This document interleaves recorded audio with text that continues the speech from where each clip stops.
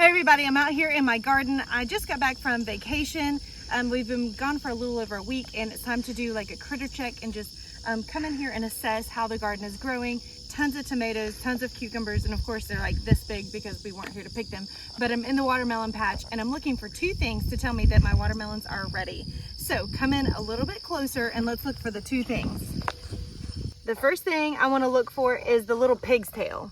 This is the closest little curly part of the vine should be turning brown. I want this to be turning brown and to be dying off. That's one way to tell. And then the other thing is, here's the belly of the watermelon. The belly of the watermelon will change from a whitish green to a creamy, almost like an off yellow. So I also want to hear kind of a hollow thump that tells me it's full of water. Some old timers will just use a knuckle. And I hear a thud, like a dull, very hollow thud. So I would say that this giant crimson sweet is ready to be picked. Here we go. The ultimate test is gonna be to take it inside and see how red this baby is. Holy cow. That's a good 10-pounder. It's heavier than any bass I've ever caught.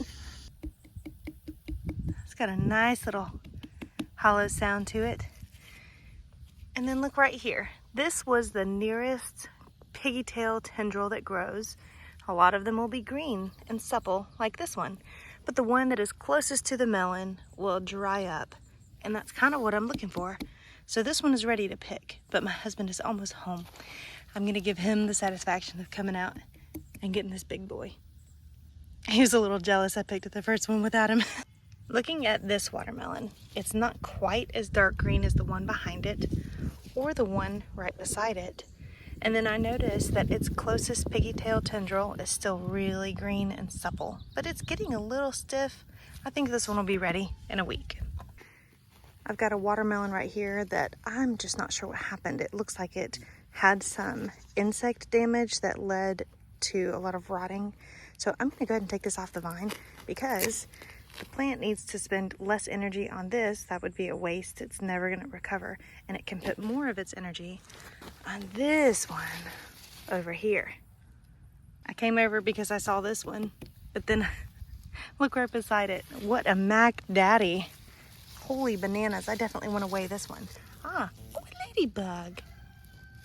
This one, look at this little piggy tail growing right here. This one's not quite ready. It's trying to. It's getting a little stiff, but that's kind of exciting that such a big one isn't done growing because it could get even bigger by the time I pick it.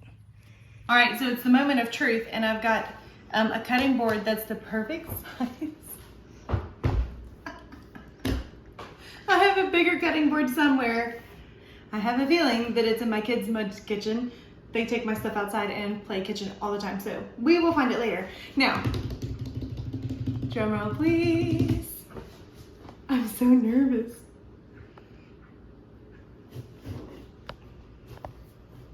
There's all kinds of crooked.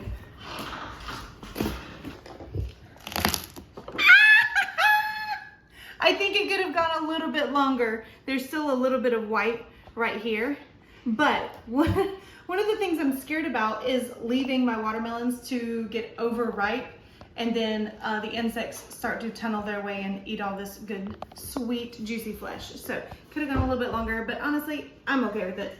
Last year we tried to grow watermelons and the deer ate them all. So I'm gonna call this a win. Also, when it splits that easily, you just gotta be happy with that sound. You guys wanna taste? Mm-hmm. All right, may I have the first inaugural bite? Yeah. I get it. This is your garden. Holy mama, sweet Moses of watermelon.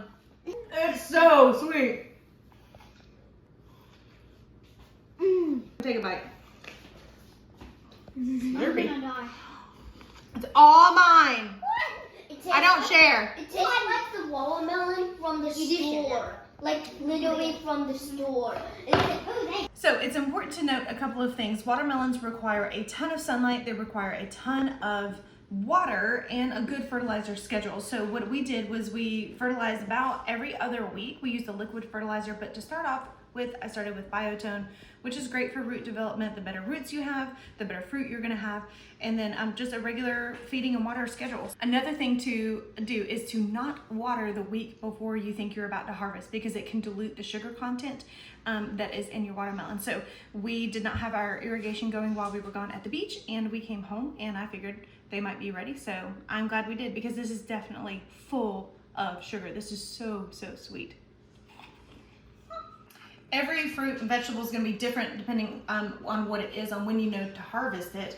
I went ahead and harvested this pumpkin early because although I have heard people say that pumpkins will not continue to color after you harvest them, that was not true. Last year we grew these fairy tale pumpkins and they should be like a very creamy orange color, but I picked it while it still was having some green on it because we're having pest problems.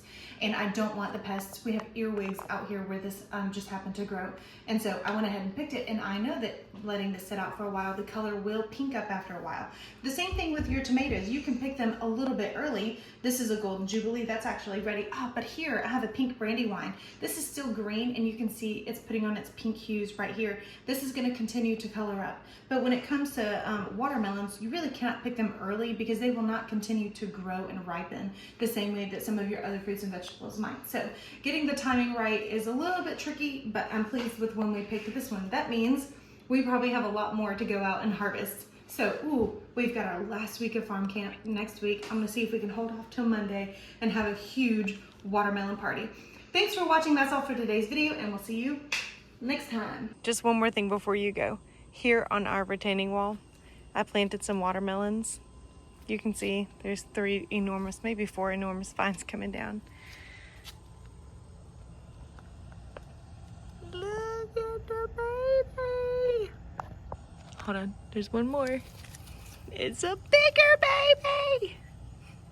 I'm very invested to see how this stem holds up with gravity, holding a 10-pound watermelon off the ground. It's not that far off the ground, but it's gonna get heavy.